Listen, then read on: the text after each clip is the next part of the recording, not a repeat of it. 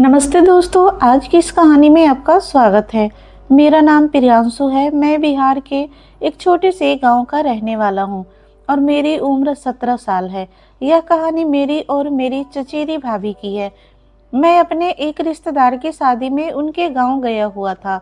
वैसे तो मैं शादी में जाना नहीं चाहता था, लेकिन मम्मी पापा ने मुझे ज़बरदस्ती भेज दिया। उसी गांव में मेरी चचेरी भाभी का घर भी था।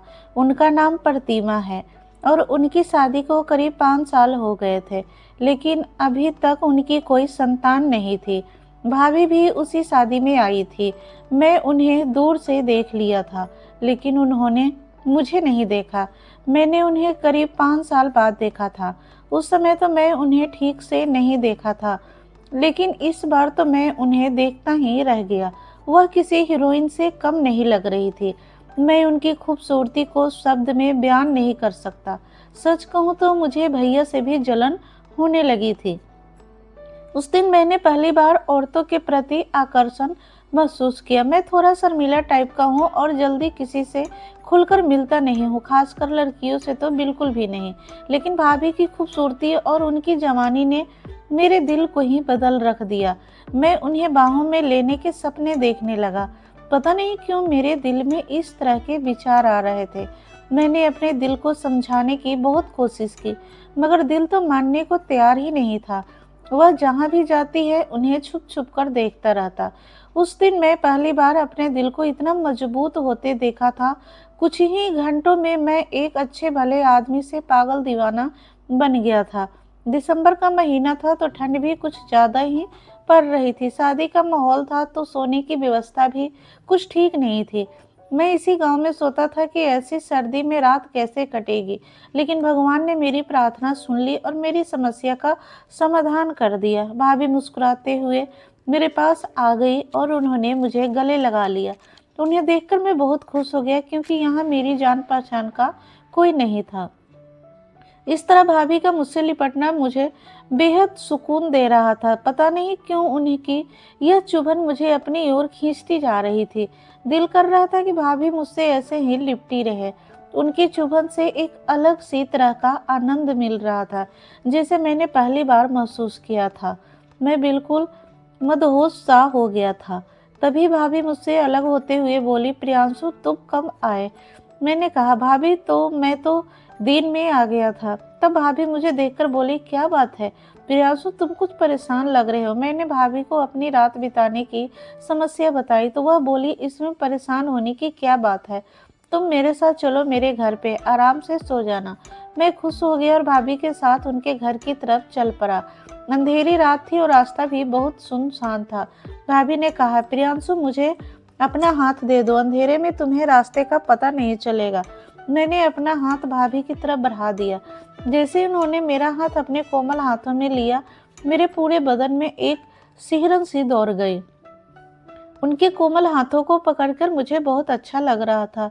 आहिस्ता आहिस्ता हम दोनों एक दूसरे का हाथ पकड़कर उनके घर की तरफ बढ़ने लगे। उसी रास्ते में कुछ और लोग भी अपने गांव की तरफ जा रहे थे। हमसे कुछ ही दूर पर 3-4 औरतें भी जा रही थी और भाभी के बारे में बातें कर रही थी।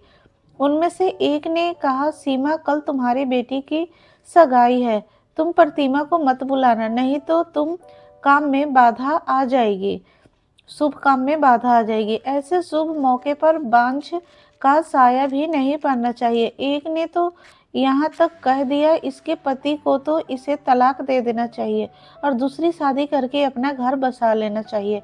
अंधेरी रात होने के कारण उन्हें इस बात का एहसास नहीं था कि हम भी उनके पीछे हैं, इसीलिए वे इस तरह की बातें कर रही थी। उनकी बातें सुनकर भाभी ने मेरे हाथ को जोर से पकड़ लिया, जैसे कि वह किसी बात को बड़ी मुश्किल से बर्दाश्त कर रही हो। मुझे भी यह सुनकर बहुत दुख हुआ कि भाभी इतना कुछ सह रही थी। थोड़ी देर में भाभी फूट फूट कर रोने लगी। उन्हें बहुत ज्यादा दुख पहुंचा था। मैंने उन्हें रोकने के लिए कहा, लेकिन वह रुक भी गई। लेकिन मैंने उनकी दोनों बाजुओं को पकड़कर कहा, भाभी आपको इन लोगों की बातों पर ध्यान नहीं देना चाहिए। जब आप जानती हैं कि इसमें आपका कोई दोष नहीं है तो आपको दुखी भी नहीं होना चाहिए। आप बहुत अच्छी हैं, देखना एक दिन सब कुछ ठीक हो जाएगा। मेरे इतना कहते ही वह रोते हुए मुझसे लिपट गई और कहने लगी, प्रियांशु यह आज की बात नहीं है, यह तो मेरे साथ होता ही रहता है, अब जीने की बिल्कुल मन भी नहीं करता। मैंने फिर उन्हें अपने से अलग किया और उनके होठों पर अपनी उंगली रखते हुए कहा, भाभी इस तरह की बातें नहीं करते। मैंने उन्हें कई बार समझाया। कुछ देर बाद वह शांत हो गई। करीब 20 मिनट चलने के बाद हम उनके घर पहुंच गए। मैं अंदर गया तो देखा कि भैया घर पे नहीं थे। मैंने भाभी से भैया के बारे में पूछा तो उन्होंने कहा, तुम्हारे भैया किसी काम से मुंबई गए हुए हैं और 2-3 दिन में आएंगे। खाना तो हम शादी में खा ही चुके थे। तो भाभी ने जल्दी से दोनों के लिए बिस्तर बिछा दिए। ठंड बहुत थी तो हम दोनों अपनी अपनी चारपाई पर रजाई में घुसकर बातें करने लगे। थोड़ी देर इधर उधर की बातें करते करते मैं अचानक उनसे पूछ लिया, भाभी शादी के इतने साल बाद भी आपको अभी तक बच्चा क्यों नहीं हुआ? मेरी बात सुनकर भाभी काफी उदास हो गई और बोली, क्या बताऊं प्रियांशु, तुम्हारे भैया में ही शायद कोई कमी है। उन्होंने यह बात तो मुझे आज तक नहीं बताई बल्कि मुझसे छुपाए हैं। जिस क्लिनिक में वह टेस्ट करवाने गए थे वहाँ मेरी एक दोस्त काम करती है। उसने मुझे बताया कि तुम्हारे पति को इस तरह की समस्या है। मैंने भी आज तक उनसे इस बारे में कोई बात नहीं की। हाँ, एक बात जरूर है कि वह साधुओं पर ज़्यादा विश्वास करते हैं और उन पर बहुत ज़्यादा भरोसा करते हैं, पर उन पैसा भी बहुत लुटाते हैं। कोई कहता है कि 3 महीने में खुशखबरी मिल जाएगी और कोई साल के अंदर खुशखबरी की बात करता है। यह सब 3 सालों से चला आ रहा है। इतनी बात कहते हुए भाभी रोने लगी। मुझे भी अच्छा नहीं लगा और मैं अपनी चारपाई से उठकर उनकी चारपाई पर जाकर बैठ गया। फिर अपने हाथों से उनके आंसू पोंछने लगा। जब मैंने उनके आंसू पोंछ लिए तो अपनी चारपाई पर वापस आने लगे। तभी भाभी ने मेरा हाथ पकड़कर कहा, प्रियांशु अगर आज तुम नहीं होते तो मैं शायद कुछ कर बैठती। तुम बहुत अच्छे हो, तुमने आज मुझे बचा लिया। फिर उन्होंने मेरी हाथ अपने हाथों में ले लिया और कहने लगी, बहुत कम ही मर्द ऐसे होते हैं जो औरत के दर्द को और उनकी भावनाओं को समझ पाते हैं। तुम उनमें से एक हो। मुझे यह सुनकर अच्छा लग रहा था। बात करते हुए भाभी मेरे हाथ को दबाए जा रही थी। मैं उनके बारे में तो कुछ नहीं कह सकता था, मगर मेरे दिल के अंदर एक तूफान उठ रहा था। मेरा भी मन कर रहा था कि मैं भी उन्हें छू लूं, मगर मेरा मन मुझे इसकी इजाज़त नहीं दे रहा था। फिर उन्होंने कहा, जो भी लड़की तुमसे शादी करेगी वो बहुत खुश किस्मत होगी। और तुम औरतों की इज्जत करते हो और उनकी भावनाओं को भी अच्छे से समझते हो। वह अपनी ही बातों में मगजूल थी, लेकिन अचानक उनका ध्यान मेरी तरफ गया। उन्होंने कहा, इस सर्द रात में तुम बिना कुछ ओढ़े ही बैठे हो। फिर उन्होंने कहा, प्रियांशु रजाई के अंदर आ जाओ, ठंड बहुत है। यह सुनने के बाद मेरे दिल की धड़कन तेज हो गई। मैं समझ नहीं पा रहा था कि यह सब क्या हो रहा है और क्यों हो रहा है। अब हम दोनों रजाई के अंदर एक साथ थे। फिर उन्होंने कहा, सॉरी प्रियांशु, मैं तो अपना ही दुखड़ा रोए जा रही। तुम बताओ कुछ अपने बारे में, कैसी चल रही है तुम्हारी जिंदगी? मैंने कहा, भाभी बस जॉब की तलाश में गुजर रही थी, मगर जॉब है कि मिलती ही नहीं। भाभी ने कहा, कोई बात नहीं प्रियांशु, अभी तो तुम्हारे पास लंबी जिंदगी पड़ी है, जॉब मिल जाएगी। फिर वह मेरे बिल्कुल करीब आ गई, या यूं कहे मुझसे चिपक ही गई।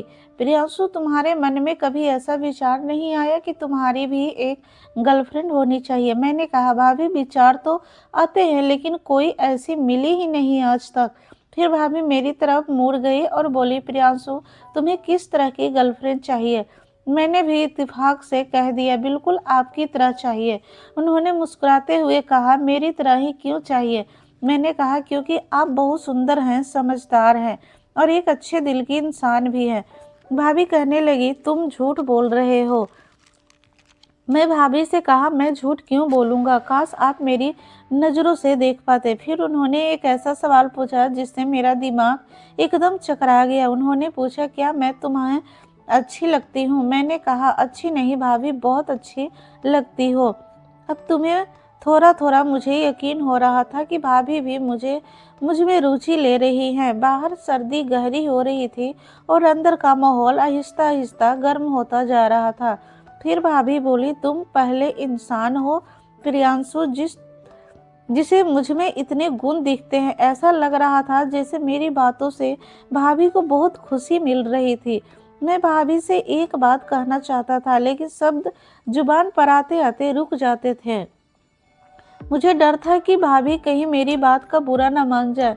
फिर मैंने हिम्मत करके कहा, भाभी मैं एक बात कहना चाहता हूँ, आप बुरा तो नहीं मानोगे? भाभी बोली, प्रियांशु तुम कुछ भी कह सकते हो, मैं तुम्हारी किसी भी बात का बुरा नहीं मानूंगी। भाभी मैं आपको औलाद का सुख देना चाहती हूँ। यह बात सुनते ही भाभी एकदम खामोश हो गई और मुझे भी कुछ घबराहट हुई। कुछ देर बाद खामोशी को तोड़ते हुए मैंने कहा, भाभी मुझे माफ़ कर देना, शायद मैंने गलत कह दिया। भाभी बोली, नहीं प्रियांशु तुम कुछ भी गलत नहीं कह रहे हो। तुमने तो अपना समझकर ही मुझसे यह बात कही है। मैं तो यह सोच रही हूँ कि क्या यह गलत नहीं होगा। क्या मैंने कहा, अगर बहुत कुछ ठीक करने के लिए थोड़ा सा गलत किया जाए तो मेरी समझ से यह गलत नहीं होगा। फिर भाभी बोली, प्रियांशु मैं तुम्हारी बात से सहमत हूँ, लेकिन मुझे सोचने के लिए कुछ वक्त चाहिए। मैंने कहा, ठीक है भाभी आप सोच लेना। फिर हम दोनों सो गए, क्योंकि अगले दिन सुबह बारात के साथ जाना था। अगले दिन मैं सुबह जल्दी उठ गया, क्योंकि 8 बजे मुझे बारात के साथ जाना था। जब मैं वहां से जाने लगा तो भाभी ने कहा, शाम को भी यहीं आना प्रियांशु, मैं तुम्हारा इंतजार करूंगी। फिर मैं बारात के साथ चला गया। भाभी उस दिन शादी में नहीं आई थी। रात को 10 बजे मैं खाना खाकर भाभी के घर की तरफ चल पड़ा। भाभी मेरा इंतजार ही कर रही थी और मुझे देखकर मुस्कुराते हुए वह बोली, आज मैं पूरा दिन तुम्हें बहुत ज़्यादा मिस किया। मैंने कहा, भाभी मुझे भी आपकी बहुत याद आ रही थी। फिर भाभी ने चाय बनाई और चाय पीकर हम दोनों चरपाई पर बैठ गए। फिर भाभी बोली, प्रियांशु मैं तुम्हारी कल वाली बात से सहमत हूँ। मैंने कहा, भाभी देखना आपकी आने वाली जिंदगी में खुशियाँ ही खुशियाँ होगी।